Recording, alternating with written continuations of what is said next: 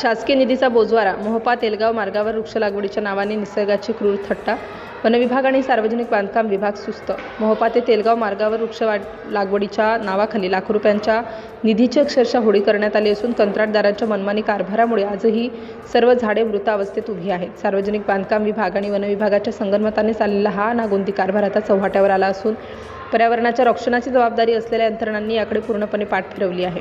केवळ कागदोपत्री काम दाखवून देयके लाटण्याचे हे षडयंत्र असून जनतेच्या कष्टाचा पैसा मातीत घालणाऱ्या या बेजबाबदार कंत्राटदारावर आणि त्यांना पाठीशी घालणाऱ्या अधिकाऱ्यांवर कठोर कारवाई कधी होणार असा संतप्त सवाल विचारला जातोय.